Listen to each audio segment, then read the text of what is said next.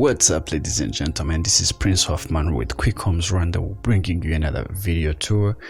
Today we are visiting a beautiful and artistically designed house. This house is located in Kanombe, in about 1 kilometer from the military hospital. It's in a new neighborhood that is really developed and with new beautiful houses. The home itself has 4 bedrooms, 3 bathrooms.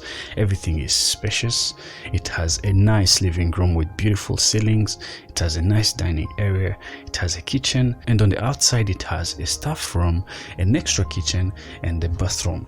It comes with a tank of water of 3,000 liters. It has a garden throughout the compound and also a parking lot for 2 cars. The pricing on this home is $60,000 US or 60 million Rwandan francs. If you like this property and would like to own it, please check out our contacts and our website in the description down below. And also, if you like this kind of content, please don't hesitate to click the like button.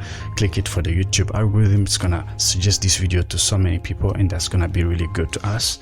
And comment to let us know what you think about this video. And please, if you've not yet subscribed, hit the subscribe button.